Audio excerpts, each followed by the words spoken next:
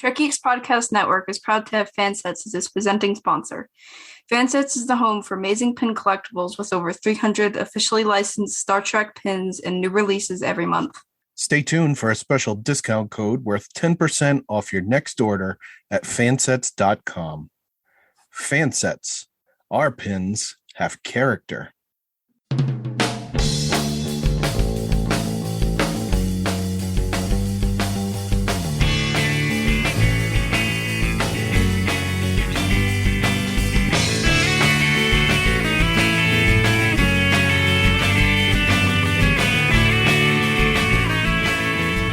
Hello, and thank you for joining us on Discovering Trek, the Star Trek Universe Companion, presented by Fansets.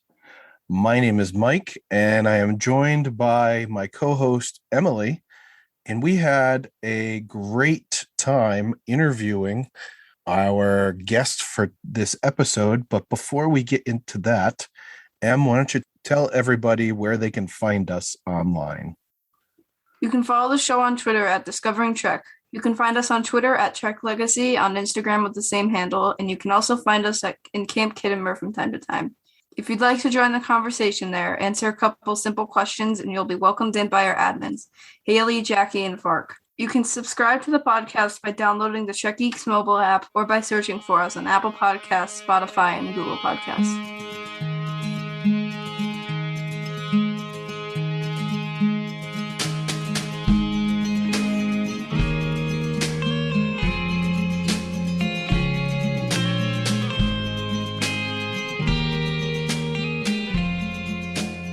So on Discovering Trek, we like to have as many guests as possible. And normally that's co-hosts as we review the episodes, but we're privileged today to have a member of the crew for Star Trek Prodigy.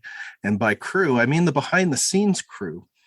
She has actually done some scoring already in the Star Trek world with the Short Trek Q&A. She's also scored an American Pickle for HBO Max. In addition to that, she's worked with someone that we all know, Michael Giacchino, for Medal of Honor Above and Beyond, and won the 2020 Best Original Score for video game or interactive media with that. She was also nominated as the Breakthrough Composer of the Year for 2020 by the International Film Music Critics Association. I think I've said enough, so let's welcome Nami Melumad to Discovering Trek, and she is the composer for Star Trek Prodigy. Hi, Nami. How are you? I am great. I'm super excited. I've been working on something for a very long time, and now it comes out to the world. And now you can talk about it, right? And now I can almost talk about it. Yeah. Yeah. No more NDAs or anything like that. So. Oh man, this is so refreshing. Yes, to be able to. I was so happy when they released the characters' names and when they released the info that Janeway joins, like Kate Mulgrew joins the cast. Mm-hmm. I was like, thank God I can talk about it now, because this was really hard. This was very hard to keep quiet. I bet. Yeah, we've got another host on the network who is friends with Bonnie Gordon, who's doing the voice. She's doing the voice of the ship. Yes, And he goes, I've known this for a year and I've had to sit on it because if I said something, she would get in trouble. So yeah, for sure. Yeah, she's doing an amazing job, and she's got quite a lot of dialogue. So yeah, you will hear in the couple of episodes we've seen already. We've heard the voice, and it's pretty cool. So yeah. Let's get right into asking you all the important questions for our topic today. So, Em, why don't you lead the way with our first question? Your bio says that you're an enthusiastic Trekkie, so I was wondering what your favorite Star Trek series is. Well, that's not Prodigy. That's not Prodigy. I have to say Voyager, although occasionally DS9 takes over.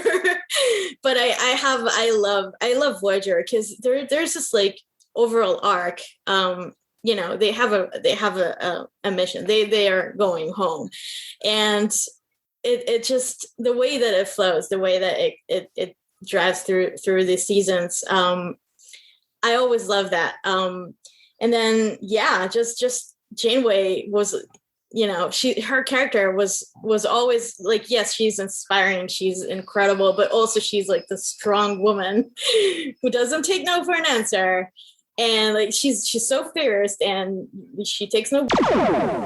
She's so on point, and I think she's also the perfect character for our show. To welcome kids to that Star Trek universe. I love her so much. So yeah, I would say Voyager, and the music there is so great. And the other crowd. I mean, yeah, I love Voyager. But I love everything else too. That was the first series that I watched. Really? Oh wow. Yeah. So what did you watch after? I think that was Enterprise? when you got into this. We watched Enterprise, but I think you also got into Discovery around that time too. Yeah. Oh, interesting. I think I first watched the original series, then TNG, and then Voyager. So that it took me a minute to get there. But yeah. So you mentioned you love the music for Voyager. So I'm going to do some name association with you here. Okay. Okay. Alexander Courage, Jerry Goldsmith, James Horner, Michael Giacchino, and Mr. Russo that we have on Discovery, the great composers of Star Trek. So how does it feel to now have your name added to that list? Pretty great. I have to say, I think you forgot a few, but like Dennis, I left a couple off. I didn't want to go crazy. But yeah, no, all good. Star Trek. It's a great honor to be added to this like incredible list, and Chris Westlake's score for Lower Decks is absolutely incredible. And I derive inspiration from all of those. Like, and I feel, well, especially with Jerry Goldsmith and Alex Courage and Courage. I keep saying his name wrong. And Michael, like their scores were very influenced. They influenced me, as a composer in general, not just in track, but like in general. And so it's an amazing honor and a great responsibility to carry this forward. So yeah, I mean, I feel like I'm entrusted with this really big task, but it's not really a task because it's fun and it's exciting, and I welcome it. Cool. Now, one of the things I saw in your bio also is you're a Jerry Goldsmith Award nominee. So is that the whole Jerry Goldsmith Awards thing that I saw online? Because I was trying to narrow it down. It's a film scoring competition. Okay. There's like film scoring is a very specific world, and there are people who really are soundtrack fans, and I'm too. I listen to like a lot of stuff that come out even before I watch the film or the show, and so I think it's a competition in Europe, and they choose scores from all over the world. I think that particular film was an Israeli short film that I did. I got to write some music about friendship. It was a friendship between two kids. It's I kind of went for a universal thing. Like it wasn't about like a particular, because it takes place in Israel, and it's a friendship between a Palestinian boy and an Israeli boy. But like the score was taking this universal approach of like, how we could be friends and no one is born to hate. So the music was reflecting that like bigger scale, and not particular to that region. So I also play instruments. Oh, I'm not trying to compare myself to you because I know that's impossible. You probably play better than me. I'm not a great performer. But I'm only so old. How old are you? I'm 12. Oh wow. I've been playing for like 3 or 4 years, and I was wondering how old you were when you started playing. Yeah, I was about your age. I was 8 years old. So almost. Yeah, I started playing piano because my sister was playing piano, and she's an older sister, so I wanted to do everything that she does. Um, and I nudged my parents to allow me to take piano lessons, and eventually convinced them. So I started with that, and then they had this school orchestra, and I got to play flute there, which was really cool. And then later my cousin was playing guitar, and I loved how you could, play songs on a guitar, which you can't do with a flute because it's, you play it and it's melodic, but there's no chords. You can't like play several notes at the same time. And so I picked up the guitar, and he showed me a few stuff, like how to do the basic chords. And he gave me this book, and he was like, well, you can learn it. And that's what I did. Like a lot of the musical stuff were self-taught at that point. Okay. So just to make sure that I don't leave anybody out, I did leave out Dennis McCarthy, Ron Jones, Chris Westlake, Cliff Eidelman, and Leonard Rosenman.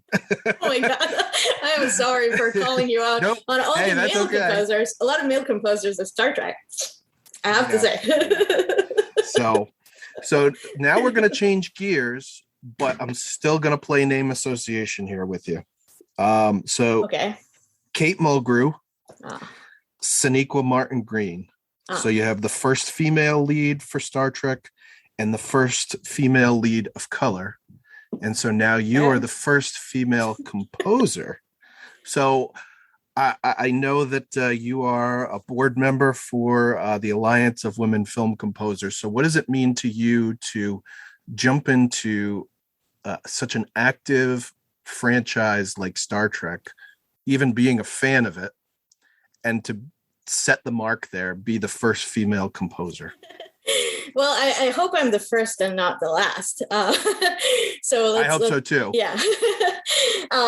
Yeah. I mean, it's great to break the ceiling, or, and to be honest, Star Trek has always been very diverse. Like, from the original series, like you had Who Rode on the Bridge, you had Sulu, like everything was already kind of, and I think now we're finally doing that shift in behind the scenes. And I think it's part of like, that movement in Hollywood to change the industry, because women are still scoring about 2.5% of the top grossing films. So we're still not quite there. In TV, it's a little more balanced, but we're still not very far from 50-50 or 51-49 as the general population, I think. So yeah, I mean, it's great to be part of that representation, and I hope that like it will influence younger ladies to follow in these steps and actually pursue their dreams and like go for it. And yeah, just like, when younger girls watch Janeway and on Voyager, they're like, oh, a woman can pilot the starship, she can bring them home like no one else would. And yeah, it's great. I love, being part of that. And in the Alliance, what we do is advocate for more of that change to happen. We advocate for producers to hire more female composers, because they're just as good as the men, and a lot of times they're even better. Based on what I've heard so far from the Prodigy score, I'm going to agree with you 100% on that one. Yeah, I have to also say that like when you kind of have to prove yourself further, like a lot of times, and you see that with female composers, is that they oftentimes have to work harder to prove themselves to get to that same spot. And so, yes, with the more limited resources and limited experience, a lot of times, if you gave that person the opportunity, they will bring you something that, you didn't see coming, because it'll be so great. So yeah. Yeah, that's the plan for our generation. Let's do it. Well, as a girl dad, I very much appreciate the fact that you are, I guess maybe not blazing a trail is the right word, but I think setting the mark is right. I've never really liked the blazing a trail thing. I think like setting a guide is maybe better to call it. Yeah, I think going for what you want is super important. Like, this is your dream, go and do it, and no one's going to tell you. It doesn't matter if you're a woman. It doesn't matter if what your sexual orientation is. Like, it doesn't matter. Like, your religion, all of these things don't matter. Like, what matters is what you bring to the table, your talent, your experiences, your knowledge, your everything.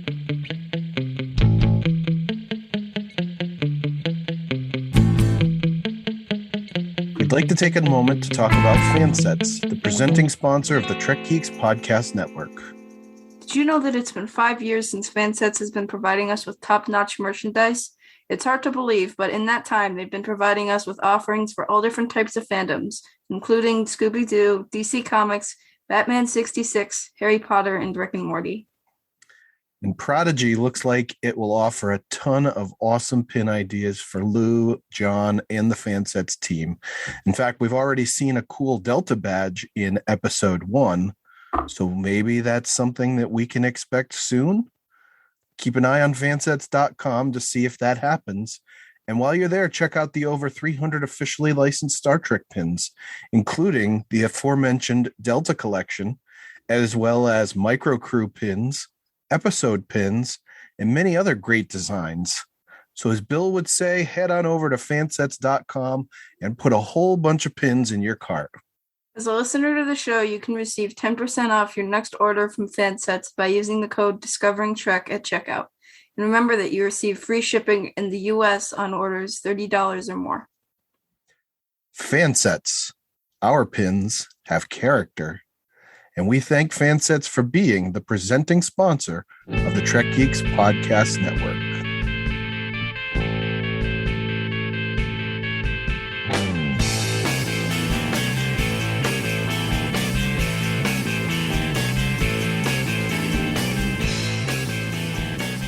This one isn't about music, but it said in your bio that you enjoyed oil painting, and it said that you enjoyed oil painting. Oh yeah, I love it. I wanted to know what you painted. Well, you can see some stuff here. So basically this started when I was a kid. I started with painting parrots because that was my favorite animal. It still is my favorite animal.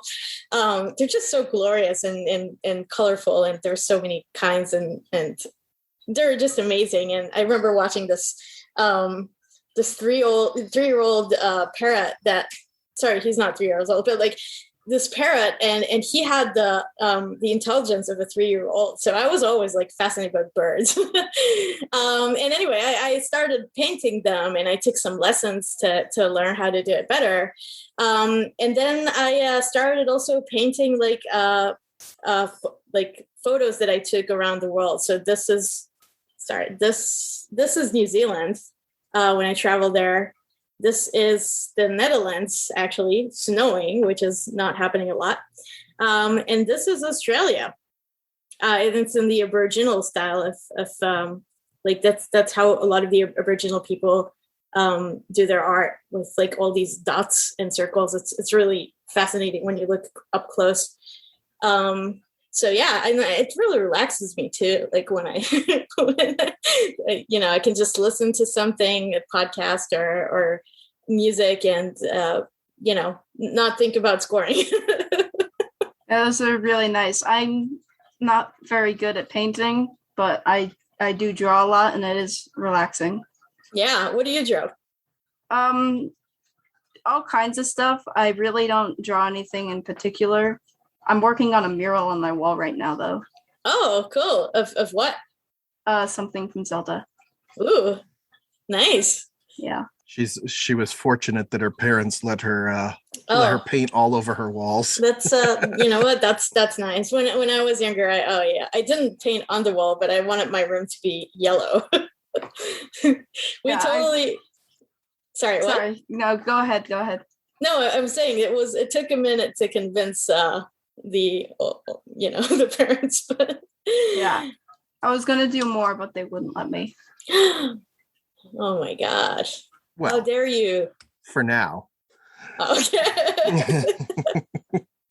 You have to earn it, I guess. So I'm curious what the process of scoring is for you. You obviously have to see material from what it is that you're going to be working on. Is it like an emotional feeling that you draw from what it is and then put that into music? Yes. Basically, when you start writing for a project, usually it's already post-production. So you can see a cut of the film, you can see the characters, you can see the story and the pace of the edit, and like maybe some sound effects that are in. With animation, it's a little different because there's no live action. There's no, so I actually read the screenplays way like back in 2019. Oh, wow. That's cool. Yeah. Yeah. And so I already sort of got to know the characters ahead of time. And yes, I did some scratch ideas, like sketches and stuff. But it really helps to see a visual. So after I saw the very first cut of the pilot, which was an animatic at that point, I came up with all sorts of ideas, musical ideas, and I played them for Dan and Kevin and Ben. And, we kind of started from there. So yeah, it's always, the music is inspired by the characters and their personalities, and then their emotional journey will be depicted in the score. So yeah, that's what I was trying to do. I always, when I'm watching something, I always feel like when there's a great score involved, it's like another character to the movie or to the show. And again, Emilie and I have only seen the first 2 episodes, but so far it's like all of a sudden you're forgetting where you are, and then the score grabs you, and it's like that next character for the show. So yeah, I agree. Kudos on that.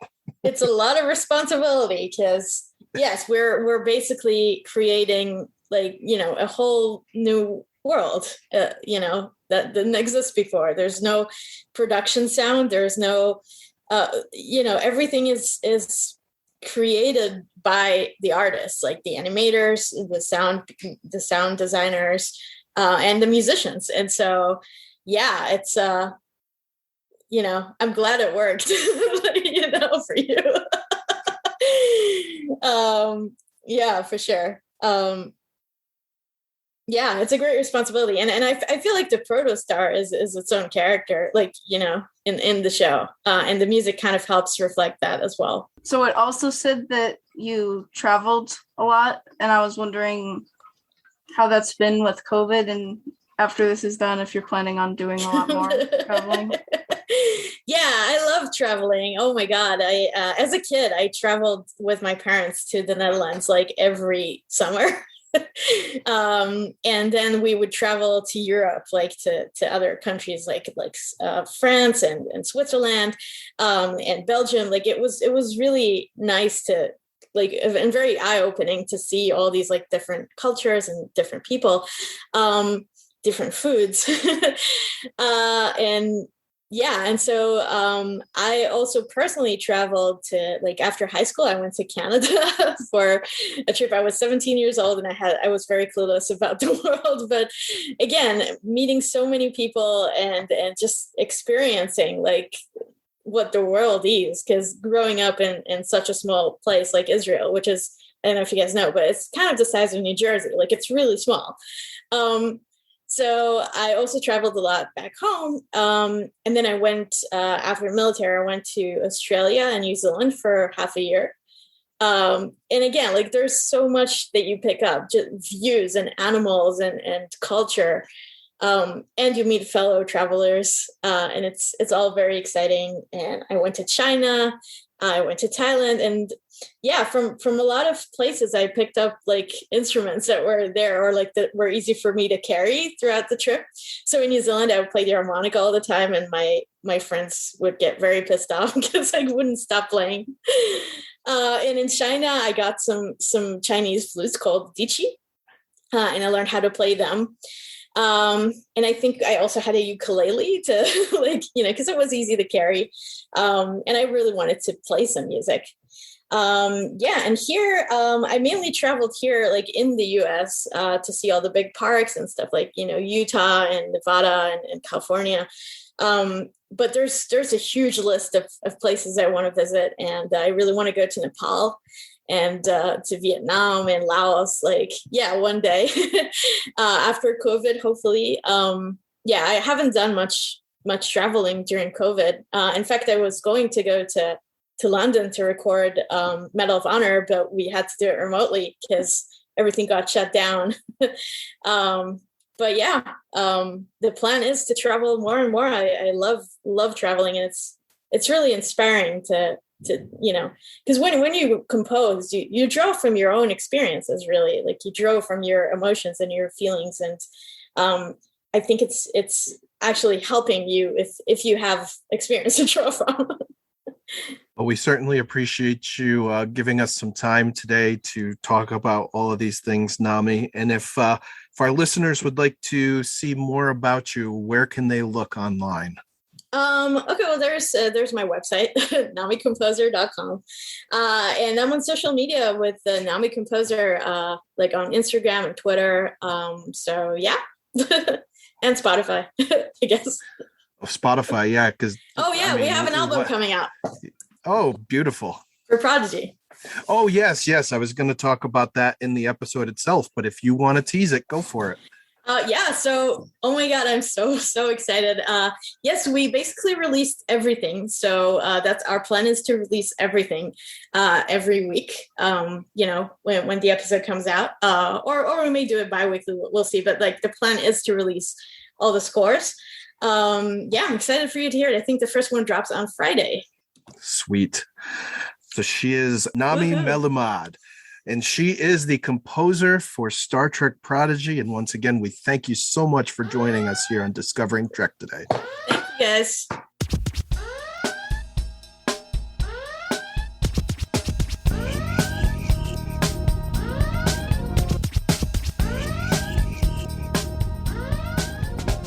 So that was a really enjoyable conversation that we had with Nami as we talked about the music for Star Trek Prodigy. So as Nami mentioned in the interview, after every episode premiere of Prodigy, a selection of music from that episode will be available to stream on all digital music platforms. And by the end of season 1, the score from the entire season will be available as an album. So you'll want to keep your eye out for that. And what were some of the things that you thought were cool about that discussion? I thought it was pretty cool how she started music at such a young age and how she's still continuing it. Yeah, I thought it was really cool how she had been a Star Trek fan for most of her life and got into and was able to get into composing. First for short treks and then getting an entire series. So we're really appreciative of Nami and of Nickelodeon for making her available to us. We look forward to future interviews of those behind the scenes at Star Trek Prodigy.